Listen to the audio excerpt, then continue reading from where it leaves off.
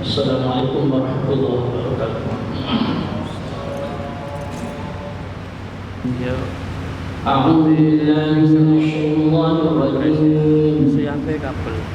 Bismillahirrahmanirrahim. Wa ma arsalna min rasulin illa liyuta'a bi'idhnillah. Walau annahum أنفسهم جاءوك فاستغفروا الله واستغفر لهم الرسول وجدوا الله توابا رحيما فلا وربك لا يؤمنون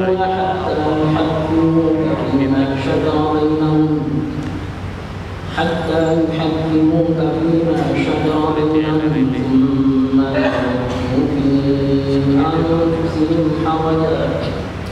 ثم لا يجدوا في أنفسهم حرجا مما قضيت ويسلموا تسليما. Para jemaah sekalian yang dimuliakan Allah, Alhamdulillah. Insyaallah kita akan melanjutkan kembali mengkaji tafsir surat An-Nisa ayat yang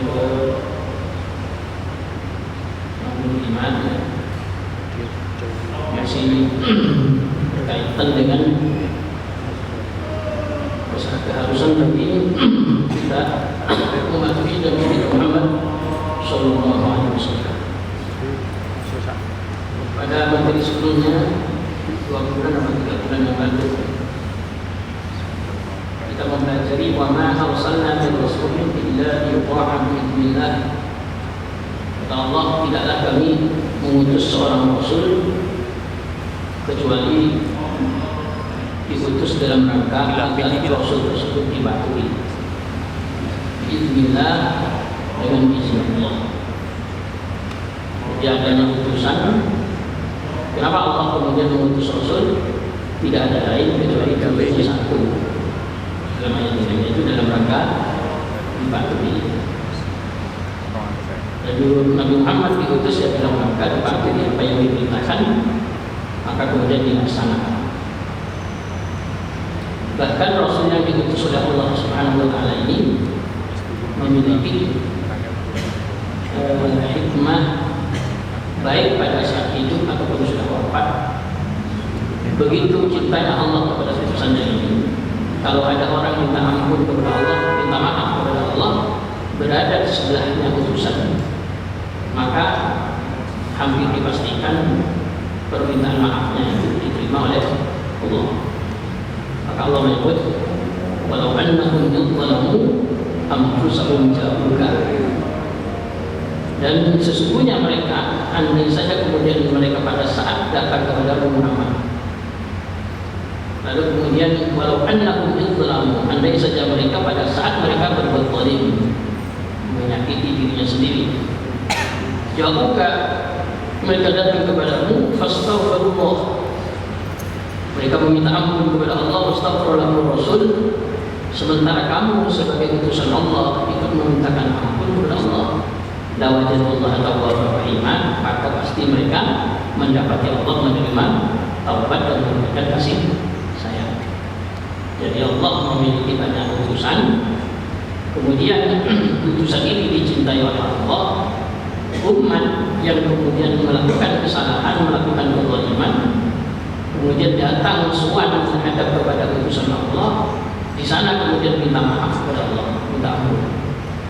Karena dia datang kepada utusan Allah, kemudian minta ampun kepada Allah, Nabi Muhammad sebagai utusan Allah ikut memintakan ampun, maka dipastikan Allah akan menerima taubat dan memberikan kasih sayang. Jadi di zaman sahabat itu enak. Kalau minta maaf, ya kita datang saja kepada Rasulullah. Ya Allah, saya punya salah, pernah berbuat ini. Rasulullah ikut memintakan ampun. Pasti diampuni. Yang menjadi permasalahan adalah pasca sahabat. Pasca sahabat ini apa sama? Rasulullah sudah wafat, lalu kemudian kita sebagai umatnya Nabi Muhammad berbuat zalim, lalu kemudian suan ke Madinah, berada di syarifah, lalu kemudian memohon ampun di sana, kira-kira Allah akan mengampuni kita atau enggak? Yakin diampuni. Kenapa? Karena Rasulullah pernah bersabda, hayati khairun lakum wa mamati khairun lakum. Waktu saya hidup itu menjadi kebaikan bagi kalian, waktu saya wafat juga sama menjadi kebaikan bagi kalian. Data perbedaannya cuma ini saja, kata Rasulullah. Ketika saya hidup, tuhaditsuni wa uhadditsu lakum. Kita bisa cerita-cerita. Saya bisa menyampaikan hadis, kalian bisa curhat. Bedanya di situ. Wa mamati khairun lakum. Ketika saya meninggal, itu juga baik bagi kalian. Loh, kalau Rasulullah meninggal kok baik? Ya, karena kata Rasulullah, idza amiltumul khaira hamdulillah. Jika kalian melakukan kebajikan, maka aku memuji Allah. Wa idza amiltumus syarra istaghfarullah lakum. Jika kalian melakukan keburukan, maka aku memintakan ampun kepada Allah untuk kalian. Maka otomatis sama. Ketika Rasulullah sudah wafat, sudah meninggal, lalu kemudian kita melakukan perbuatan dosa, datang saja ke kuburannya Rasulullah, minta ampun kepada Allah, yakin Rasulullah di sana akan ikut meminta ampun kepada Allah. Karena hidupnya Rasulullah sama wafatnya Rasulullah itu tidak ada bedanya. Bedanya cuma satu saja, kita tidak bisa saling curhat, tidak bisa bercerita. Tapi hidupnya sama, hidupnya Rasulullah, wafatnya Rasulullah juga sama. Kalau kita ziarah Rasulullah mengucapkan salam, dipastikan Rasulullah menjawab salam. Itu saja perbedaannya ya. Nah, utusan ini tidak ada lain didatangkan oleh Allah kecuali dalam rangka dibantu ini. Oleh karena itu ayat berikutnya Allah berfirman, "Fala rabbika la yuhkimuka fi ma shajara bainahum. Fala rabbika la yu'minuna hatta yuhkimuka fi ma shajara bainahum." Maka demi Tuhanmu Muhammad, karena Nabi Muhammad itu utusan, maka demi Tuhanmu Muhammad, la yu'minuna, mereka tidak bisa dikategorikan sebagai orang iman. Hatta yuhkimuka, sehingga mereka menjadikan kamu sebagai hakim, juru putus, menjadikan hakim fima, di tengah sesuatu, syajara yang berselisih siapa mereka, bainahum, di tengah-tengah mereka, di antara mereka. Jadi tolak ukur keimanan itu betul-betul bisa dibuktikan apabila setiap permasalahan yang diperselisihkan, lalu kita menghadirkan Rasulullah SAW di tengah-tengah kita sebagai hakimnya, sebagai juru putusnya. Kalau tidak mau melakukan hal itu, maka status keimanan dipertanyakan. Apakah betul-betul iman? Punya masalah, punya problem, punya perselisihan, persengketaan, tetapi tidak mau menghadirkan Rasulullah di tengah-tengah. Nah, ini Allah sampai berfirman dengan sumpah lagi, maka demi Tuhanmu Muhammad, mereka tidak bisa disebut sebagai orang iman sehingga menjadikan kamu sebagai hakim. Lalu kemudian tsumma la yajidu fi anfusihim harajan. Setelah menjadikan kamu sebagai hakim, lalu kemudian keputusan kamu keputusan kamu ini membuat mereka tidak mendapati di dalam hatinya harajan, jengkel, dongkol, sempit, tidak terima harajan. Ya sudah menghadirkan Rasulullah sebagai juru putus, lalu kemudian Rasulullah memutuskan A, sudah terima dengan lapang dada, jangan sampai sedikit pun kemudian ada rasa dongkol. Kok begini keputusannya? Ini bukan wasit dalam pertandingan sepak bola. Meskipun ada VAR, kadang masih diperselisihkan. Tetapi ini adalah keputusan Allah yang didatangkan dalam rangka menghakimi. Sehingga setiap keputusan Rasulullah harus kemudian diterima. Jangan sampai ada jengkel, jangan sampai ada dongkol. Lalu kemudian tsumma la yajidu fi anfusihim harajan mimma qadaita, dengan apa yang memutuskan, wa yusallimu taslima, dan kemudian mereka betul-betul pasrah dengan pasrahnya di totalitasnya. Nah, ini dulu ada kronologinya sebagaimana yang dicantumkan dalam beberapa tafsir seperti tafsir Qurtubi, begitu juga ada tafsir Imam Ar-Razi. Kronologinya itu dulu ada Sayyidina Zubair berselisih dengan orang Ansor, dan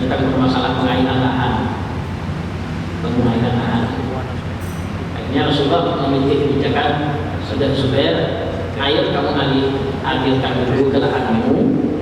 Kalau sudah selesai baru alirkan ke tetanggamu. Tahu tetangganya nggak terima.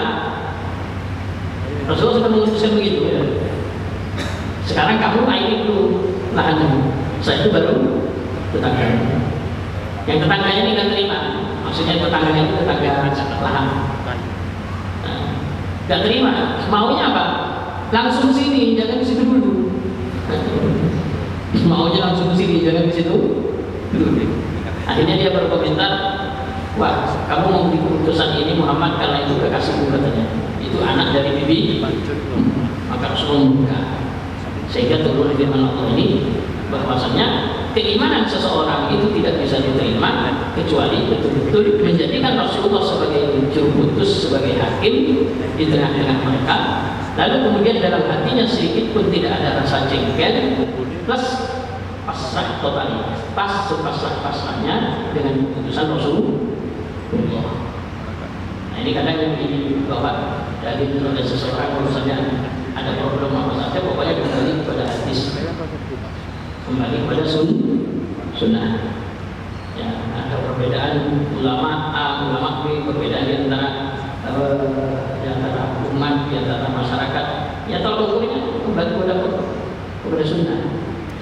Kenapa? Karena sunnah itu adalah apa yang pernah dilakukan oleh Nabi, atau hadis itu sesuatu yang dinisbatkan kepada Nabi. Sekarang tinggal kembalikan saja kepada Al-Quran, kembalikan saja kepada Sunnah. Cuma ya, kita kembali lagi kepada ayat-ayat yang sebelumnya kita bahas awal-awal. Untuk mengembalikan itu siapa? Itu yang menjadi pertanyaan. Jadi kira-kira bisakah kita mengembalikan setiap perbedaan dikembalikan kepada hati atau dikembalikan kepada Al-Quran? Sementara selama ini kita tidak pernah menekuni itu, maka tetap ujung-ujungnya kita akan kembali lagi mencari orang yang pakar di bidangnya, dan orang yang pakar di bidangnya nanti beda lagi pula memahaminya. Nah ini paham gak? Jadi jangan menganggap gini, ketika berselisih Imam Syafi'i, berselisih Imam Malik, Imam Abu Hanifah dengan Imam Ahmad bin Hanbal, mana yang benar di antara berempat ini? Yang paling benar yang sesuai dengan sunnah. Dan terus yang mau bisa memutuskan paling sesuai dengan sunnah siapa? Nah, yang bisa mengembalikan ya tentu orang yang menekuni di bidangnya. Nah, untuk kembali mengembalikan kepada siapa yang menekuni di bidangnya itu nanti akhirnya akan muncul perbedaan lagi. Itulah yang disebut dengan ikhtilaf ummati wa mati. Justru perselisih perbedaan di antara umatku, dari antara orang, maksudnya itu justru itu adalah kasih sayang dari Allah Subhanahu wa Ta'ala. Jangan kemudian mengaku kayak mana kemarin sudah kita bahas masalah wudhu. Kalau kita lihat sekilas itu yang benar Imam Malik, masalah batalnya wudhu bersentuhan laki-laki dan perempuan. Sekilas ya. Karena ayat itu nampak betul. Ini kalau saya kira-kira begitu. Cuma kan kelasnya kita tidak sampai seperti kelasnya Imam Syafi'i. Karena yang membuat kerangka usul saja itu Imam Syafi'i. Bahwasanya hadis ini dikategorikan sahih, dikategorikan apa? Dhaif. Kan awal penemunya kan beliau sendiri. Apakah mungkin kita akan memutuskan sebuah keputusan dengan rumus yang beliau Pak? Kayak sementara yang memberikan rumus itu beliau. Sehingga gini contohnya kayak ayat yang kita baca, namanya auja aku milawat itu orang masuk nisa dalam terhitungan. Baiklah untuk minas sholati bagusru bagus sudah akhir. Lalu kemudian wa in kuntum marḍā aw 'alā safarin aw jaa'a ahadun minal ghā'iti aw lamastum nisa falam tajidu ma'an fatayammamu sha'idan thayyiban. Kalau mau sholat kata Allah, fawsilu wujuhakum, maka yang harus dilakukan adalah membasuh wajah. Nanti kalimat membasuh wajah ini yang harus diperhatikan betul ya. Yang dimaksud membasuh itu apa? Jadi harus bisa membedakan antara membasuh sama mengusap. Lalu kemudian fawsilu wujuhakum wa aydiyakum. Kemudian yang dibasuh bukan wajah saja kata Allah, tapi tangan juga. tapi wajah, tangan dibasuh. Lalu kemudian wamsahu birusikum. Sementara rambut-rambut kalian, maksud itu kepala kalian itu diusap. Tapi pakai ba itu berarti kaidahnya lebih isti'anah. Dan kalian usaplah dengan wasilah apa saja yang terserah. Ruusikum, kepala kalian. Maka mengusap kepala wasilahnya bisa menggunakan tangan. Yang penting bagaimana caranya kepala ini bisa terusap. Lalu kemudian wa'arjulakum, dan membasuh kaki ilal ka'bain hingga sampai mata kaki. Lalu kemudian ayatnya ini kan cara mau melaksanakan sholat, membasuh muka, ini konsep wudu. Lalu kemudian wa in kuntum ala safarin. Cuman kasusnya begini, jika kalian sedang bepergian. Ingat loh, harus safar dulu, bukan di rumah. Kadang banyak yang salah paham menstatuskan diri sebagai musafir sementara dia belum berangkat. Contohnya ada orang, nanti di habis ini kita akan membahas berkosok ya dalam beberapa ayat berikutnya ini, tapi masih satu halaman lagi ya. Jadi gini, ada orang mau bepergian ke Surabaya, masuk zuhur jam 12:04 sekarang, pesawat jam 2 siang. Lalu kemudian dia di rumahnya, karena tahu kalau nanti dia akan musafir, kemudian pesawat akan sampai di Surabaya kurang lebih jam 5, khawatir kemudian tidak terkejar sholat asalnya, maka dia sholat di rumahnya, sholat jamak takdim kosor dua dulu. Wah, kira-kira sah nggak? Ya nggak sah. Kenapa nggak sah? Kan belum berstatus sebagai musafir. Nah, statusnya dulu harus menjadi musafir. Nah, solusinya bagaimana? Ya pergi aja dulu ke bandara. Meskipun nanti masih jam 2, ya berangkat aja dulu ke bandara, sehingga status mungkin berubah menjadi status musafir. Nah, sama halnya kayak begini, Allah mau beri solusi. Wa in kuntum marḍā. Ketika kamu ini sakit, ya Allah. Ingat, kalimat sakit harus diingat ya ayat Quran. Kemudian au ala safarin, atau sedang bepergian. Berarti ada dua, sakit sama bepergian. Kemudian wa in kuntum marḍā aw ala safarin aw jaa'a ahadun minal ghaid. Datang dari kamar belakang. Berarti apa? Hadas kecil. Paham ya? Sakit, bepergian, hadas kecil. Kemudian aula maskumun nisa, atau bersentuhan dengan perempuan. Berarti apa? Hadas besar. Karena hadas kecilnya sudah terwakili oleh datang dari kamar belakang. Falam tajidu ma'an, dan ternyata karena sakit dia tidak bisa menggunakan air. Kemudian karena musafir dia kesulitan untuk mendapatkan air, kayak orang umroh itu kan di pesawat kalau dia membasahi lantai pesawat, kesulitan untuk mendapatkan air. Atau datang dari kamar belakang, berarti apa? Hadas kecil bersentuhan dengan perempuan, berarti hadas besar, gak mendapatkan air, maka bertayamumlah dengan shahid yang baik. Ayat Al-Qur'annya pasal tayammum shahidan thayyiban, bertayamumlah dengan shahid yang baik. Jadi gak ada kalimat berwudu suci. Jadi ayat Quran gak ada kalimat berwudu suci, yang ada adalah kalimat shahid yang baik. Nah, sekarang kata Imam Syafi'i, aula mas'alun nisa itu Imam Syafi'i tidak mengarahkan kepada hadas besar berhubungan suami istri.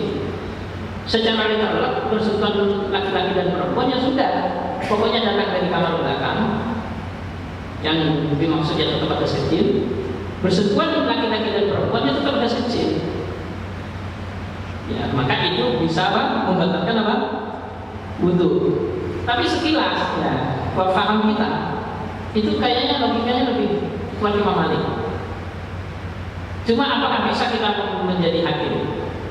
Tidak bisa. Alasannya apa? Karena kita kurang terlalu menekuni di bidang ini. Paham? Kenapa kok harus butuh betul-betul menekuni ini? Karena ternyata Imam Malik ketika mau mendukung fahamnya dengan hadis bahwasanya Rasulullah itu bertayamum dengan saqit yang baik, itu bukan hanya debu segala yang ada di atas permukaan bumi. Jadi Imam Malik itu saya nanya, tayamum pakai dinding-dinding gitu boleh? Apa saja bisa. Dan cuma kan Imam Syafi'i ternyata ketika Imam Malik menampilkan buktinya Rasulullah itu bertayamum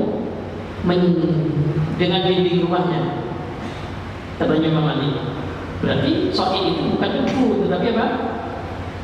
Apa saja yang ada di atas permukaan bumi.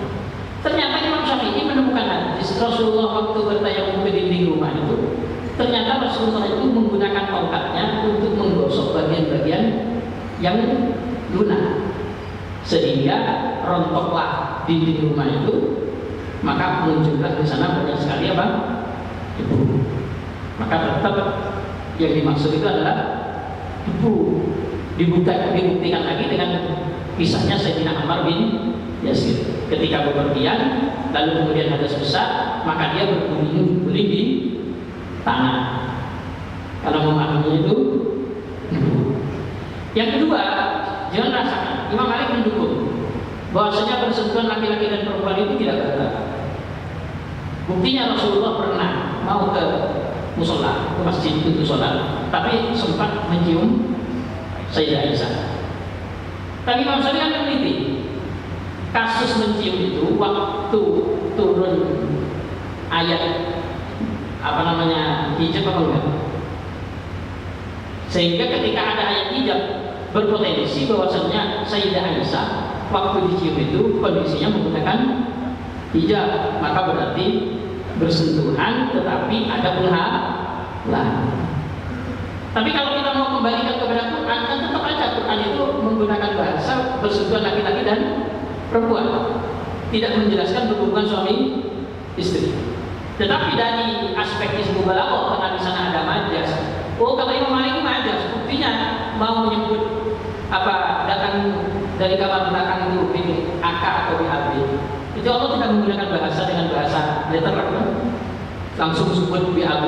Tapi Allah bilang datang dari kamar belakang. Padahal datang dari kamar belakang tidak membatalkan wudu, kecuali dipastikan buang air kecil atau membuang air besar. Nah ini. Nah kemudian bersentuhan laki-laki dan perempuan otomatis ya maksudnya berhubungan suami istri. Karena nggak mungkin juga menyebut hubungan suami istri dalam ayat Al-Quran secara langsung. Wah kayak kembali benar. Cuma begini maksud saya. Jangan langsung ketika ada perselisihan langsung yang benar harus dikembalikan kepada hadis atau kepada sunnah. Sementara pertanyaannya, kamu sejak kapan mempelajari hadis dan sunnah? Maka di sini kita tekuni dulu mendalam, baru kita bisa mengembalikan. Kecuali memang betul-betul di zaman Nabi langsung ya, ada perselisihan langsung kembali kepada Rasulullah. Ya Rasulullah kata wa kata wa kata. Itu pun dulu pernah sempat terjadi, apa yang diputuskan oleh Nabi itu berubah kok. Dalam surat Al-Mujadilah itu, wanita yang kemudian punya masalah dengan suaminya, gara-gara dibilangi anti aliyah atau ummi, wahai istriku kamu bagiku sama seperti punggung ibuku, berarti tihar. Kalau sudah tihar berarti harus jatuh talak karena dibelenggu. Yang dirugikan siapa? Perempuan. Datang kepada Rasulullah, kata Rasulullah, ya begitu sudah, kamu jangan talak.